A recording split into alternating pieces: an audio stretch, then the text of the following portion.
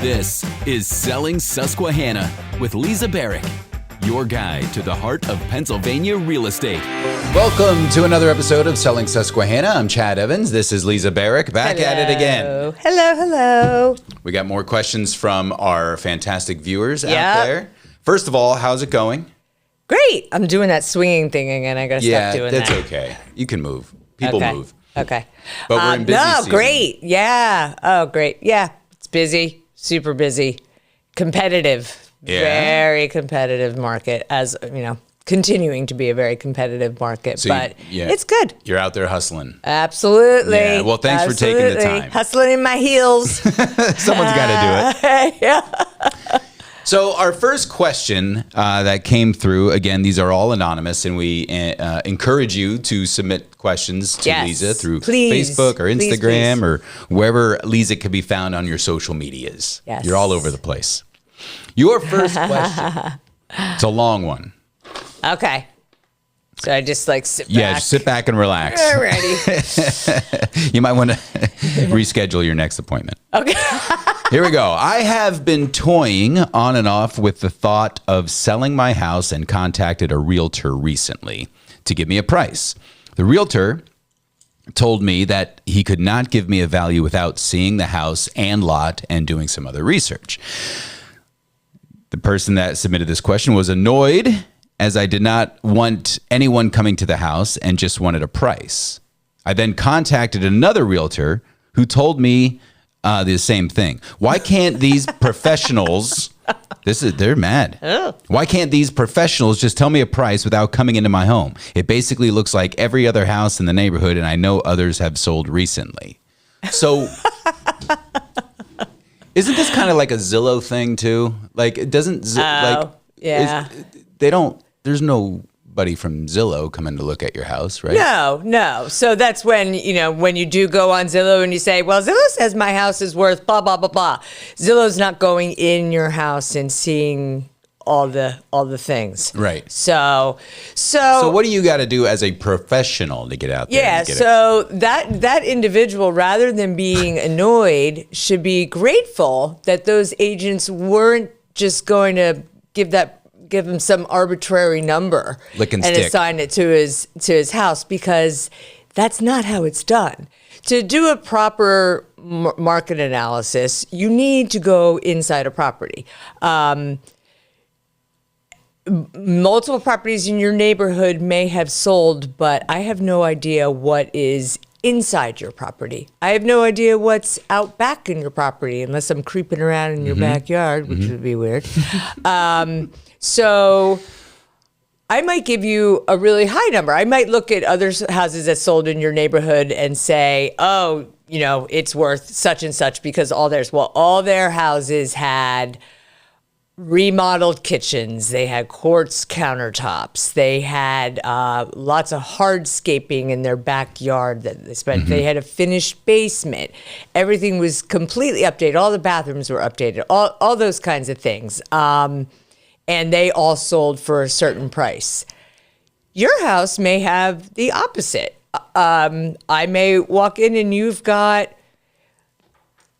older flooring in your house that maybe isn't in great condition. Your bathrooms haven't been updated. Your kitchen, for all I know, I've had houses where I've expected to be really nice, and I've walked in and the doors are hanging off the cabinets, or there's vinyl flooring and it's torn, or the countertops are chipped, or whatever. The carpets are all stained. Whatever. So I need to know that information.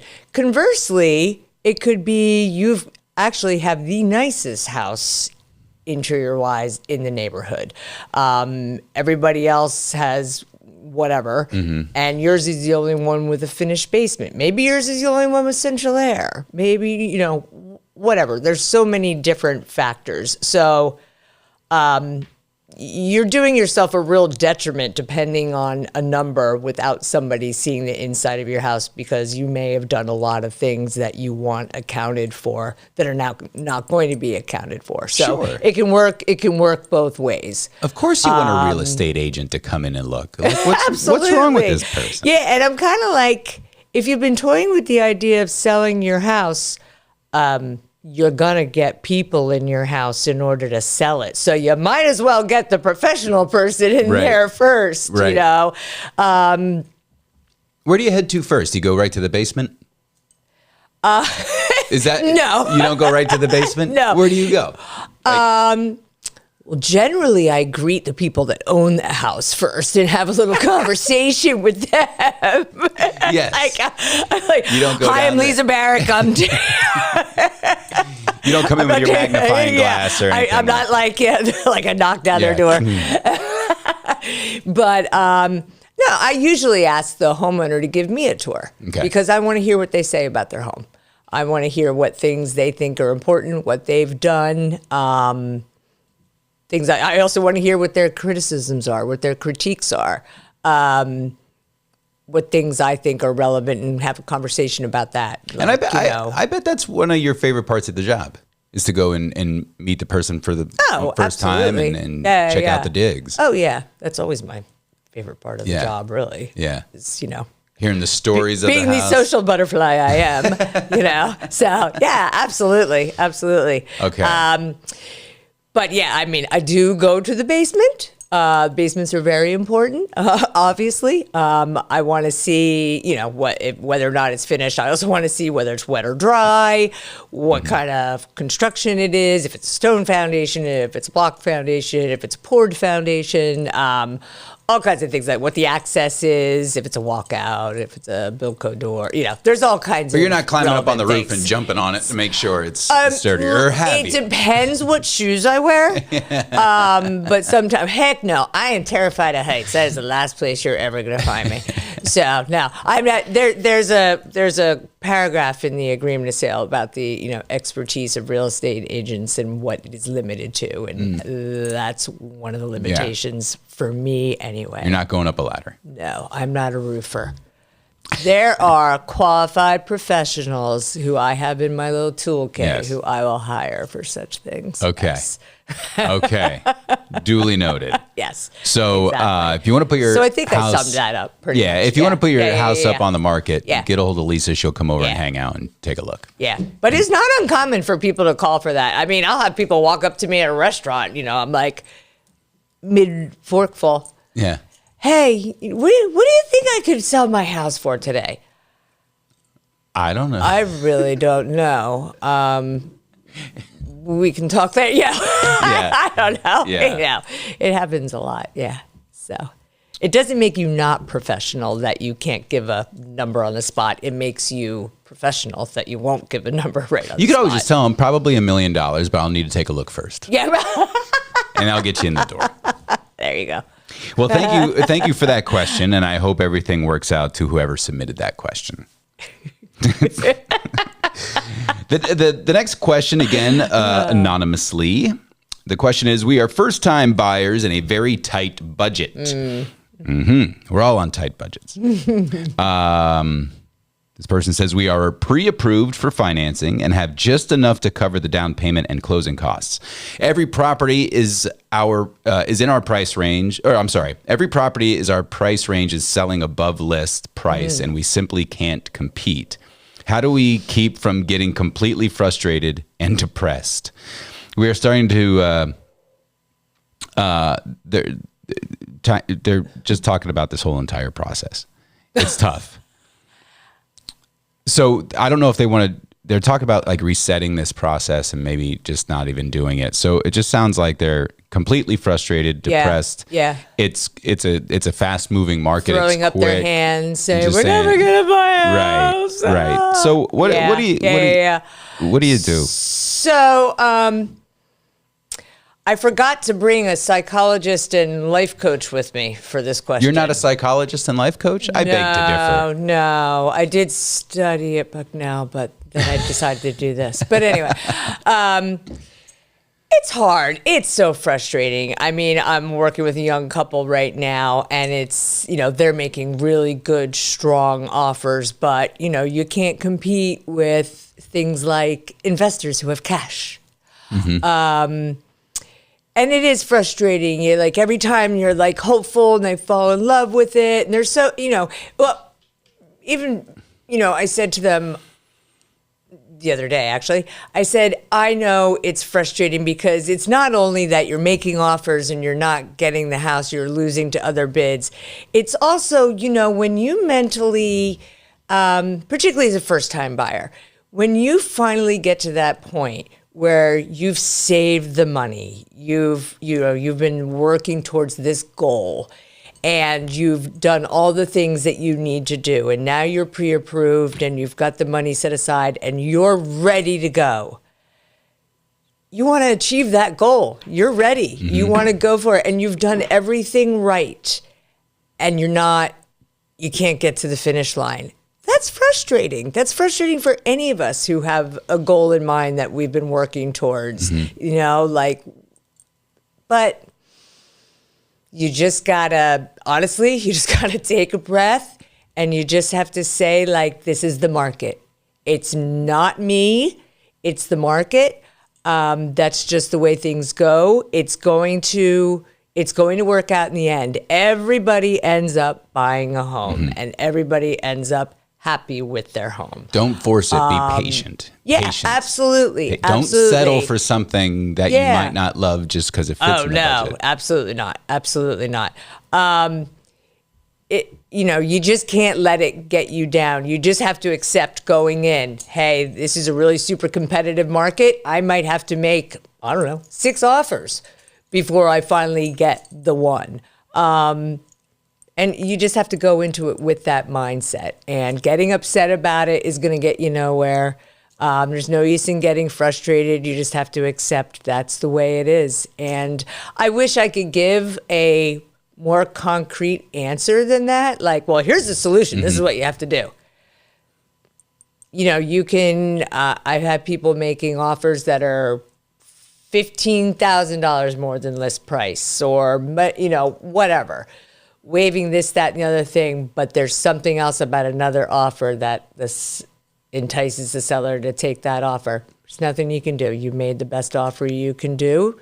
You can sleep well knowing that, and the next one will come along and it'll happen, As long as you're not living on the street, right. It's all good. Now, the problem does come for people who are, say they're relocating because their job starts, certain day, and they are under the gun. They're really stressed that they have to find something. Well, then you may need to lower some of your expectations in that case.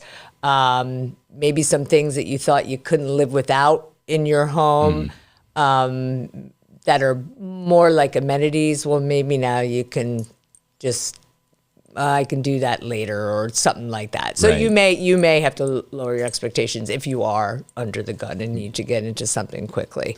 But don't get depressed about it. It's certainly frustrating. No, yeah. It's certainly frustrating, but it's frustrating for us as real estate professionals because, this is actually how we make our living. This is how we pay our bills, So if I'm not selling you something, I still got to pay my bills. So that has to be figured out. So, it's frustrating for me. But on the other hand, I always keep in mind, it's not about me.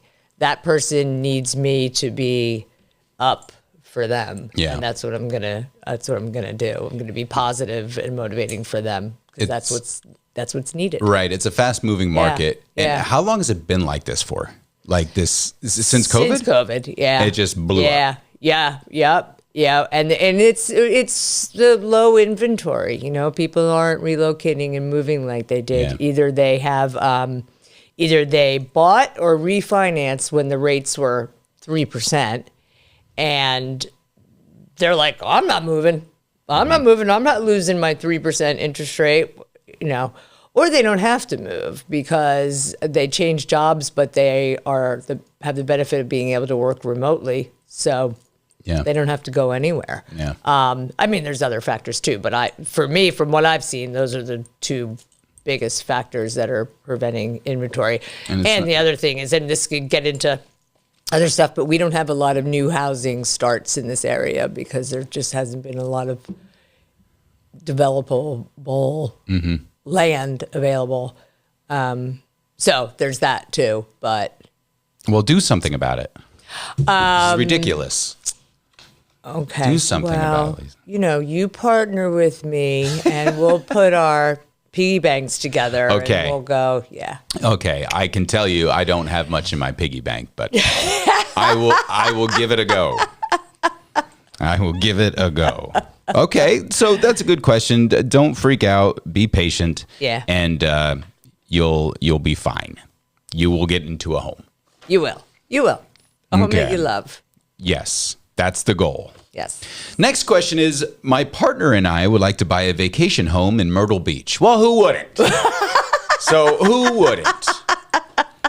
But they don't know anyone in that area. How do we choose an agent? Should we just contact the one who has the most listings we are interested in?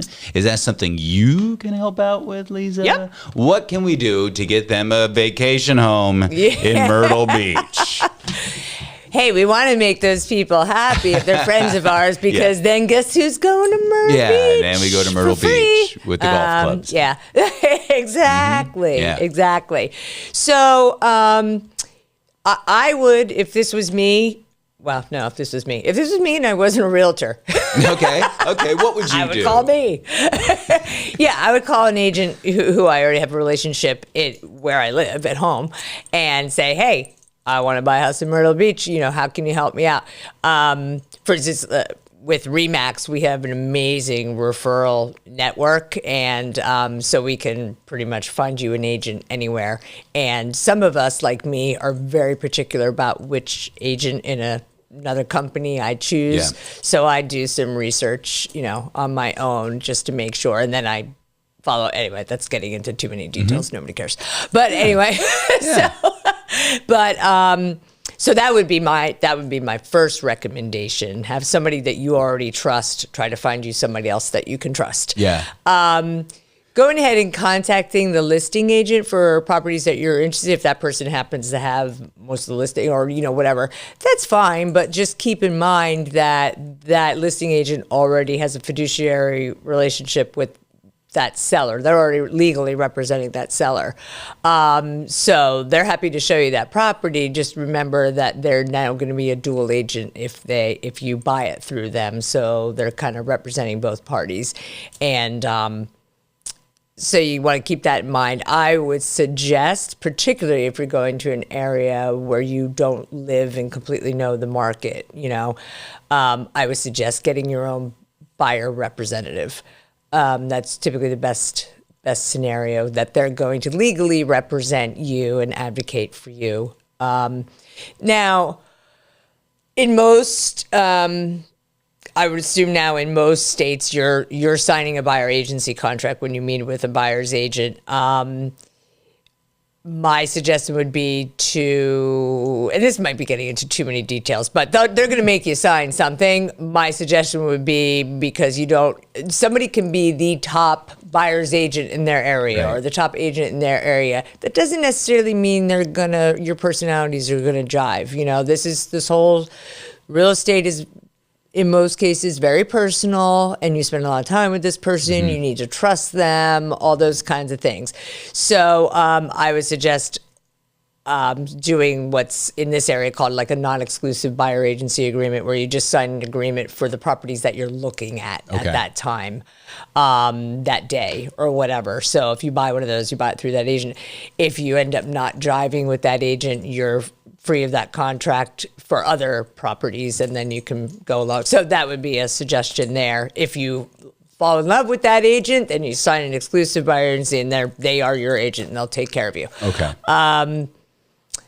You can certainly look at, besides getting directly referred, you can certainly look at reviews online, and like anything else, go look at their profile on, see if they have a website, go see how many years they've been in business, whatever. You should be able to kind of look at, they should have, if they have content, if they're active, that kind of thing. Nature, You want to see an agent who's showing up in, multimedia, that kind of thing. So you can do some of your own research, and then, go again back to your local person who you already trust and say, this is what I'm seeing about this person. What do you think of that, or whatever? So, it's there are definitely ways to do it. And that would be if I was looking out of the area, that's how I would do it. Okay. I mean, Yeah. looking and evaluating because I don't know if I'm going to Myrtle Beach to buy a vacation home. Yeah. I wish. Anyway, if I were to do that's what I would do. Same thing. Right. Yeah. So, I mean, Remax Bridges has a vast network. Oh, yeah, through the Remax brand. Yeah. All over the place. Referral So a really network. good place to Yes. start would just contact you. Yeah. And like, let's get this going. Absolutely. Yeah. And help me shop. Should I have just said that and Yep. the answer would have been done?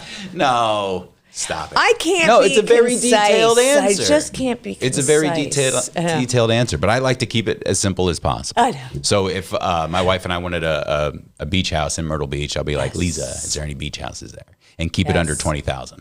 Well, if you guys go to look for, I'm just going to go with Okay, you. you just come with us. We'd be happy to have you. Yeah, I can't represent you, but I can just hang out. I can spend your money. Yeah, yeah. That'd be fun. I think I want a lake house instead of a beach house. Lake houses are fun. Any kind of vacation house you want, I am happy to. Okay, I'm just happy to fantastic. come along. All right, and then you can help babysit. Absolutely. An excuse Aunt for Lisa's coming with us. for a vacation. My wife would love that. She would enjoy that. We only have one more question from an anonymous person here. And this one says, we have been in the market for a home for 7 months and simply cannot find one that suits us in our price range. Is this the same person? It might be. Should we just settle for something that we don't really love? Is that good enough? No, Well, look, we're just talking about it. Right. Yeah. But it's tough because you're itching for it. Yeah. I tell people, in fact, I've probably said this to at least 2 of my buyer clients last week. Do not try to fit yourself into a home. The home has to fit you. I tell people that all the time. So they're like, I had this one couple and they're like, well, 2 of the kids can maybe share a bedroom. And do they share a bedroom now? Well, no. How do you think that's going to work out? Oh, they'll hate it. No, we're not buying this house. Yeah. No. We could actually use, that room. That we're never going to really use that room as a living room. Maybe we could put up a, no. This house isn't right for you. This house isn't right. Let's go, There's other houses. Yeah, there will be. Absolutely.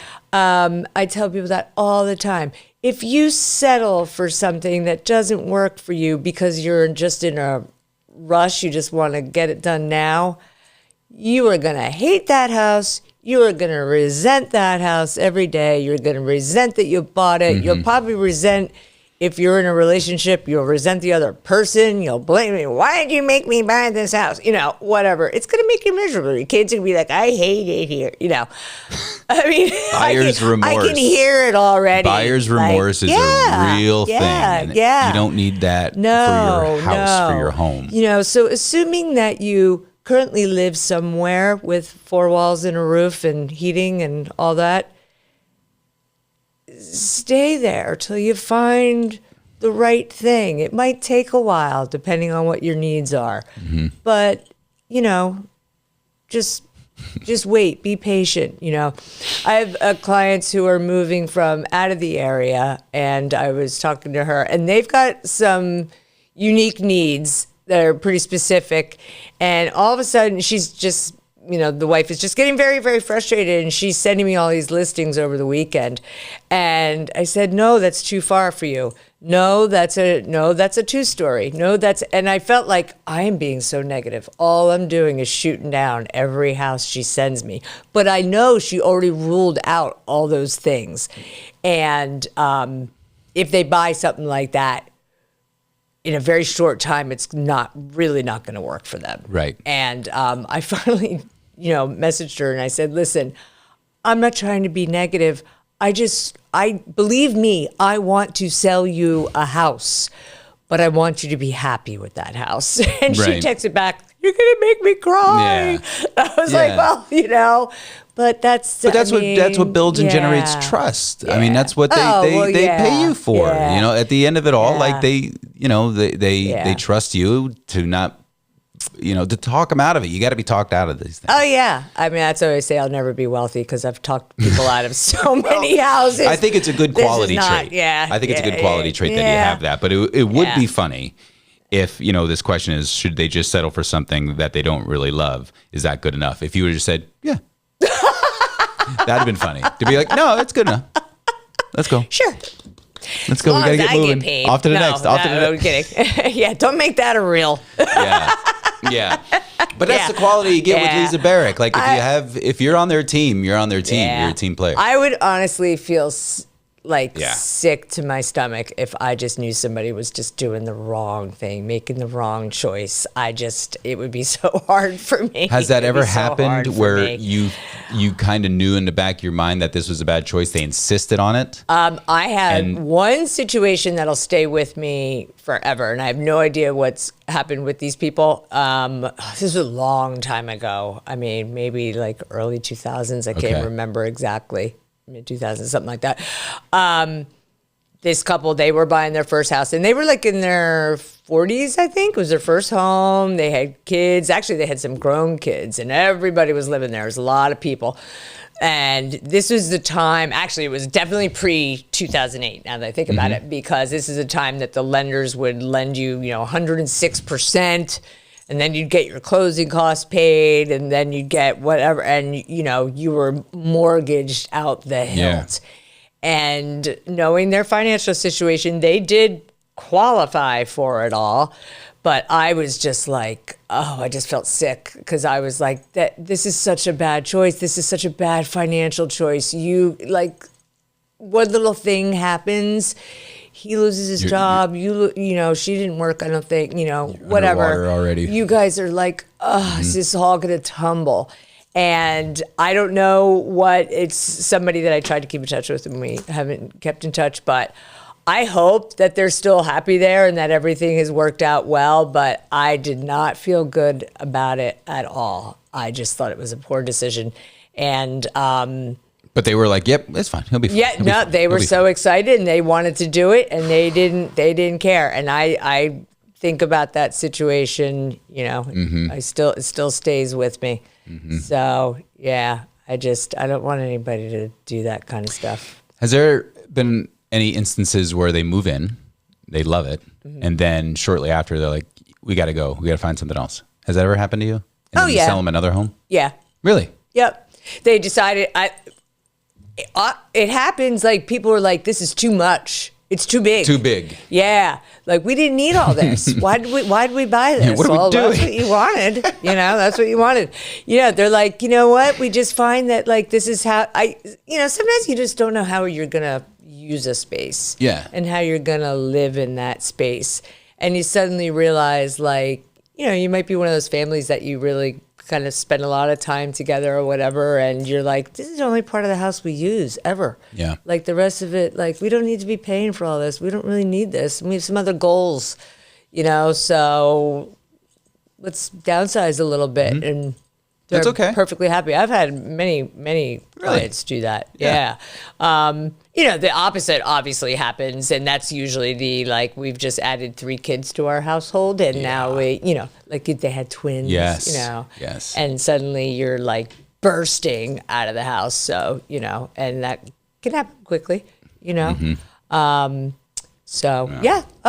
happens, and I've had it happen. I've had people who have bought a house and less than a year get transferred, or they just decide like they moved away from their family and they're like discover that I'm always driving back there. I'm always driving back to Pittsburgh. I'm always driving back there, and this was just a dumb decision, so I'm going back. And you can help. You can fix it. Yeah. Oh yeah. You're not stuck. Absolutely. Absolutely. Yep. Okay. Yeah. Yep. Okay. Yep. That's episode 5 of Selling Susquehana. Woo-hoo. Did we sell Susquehana yet? We're trying. Has Susquehana been sold? The actual Susquehana, probably not. But what's the flood insurance on the actual Susquehana? I can no longer do that calculate. We used to have, but this is going to bore people, but there used to be a factor that we could kind of use a little formula to calculate flood insurance.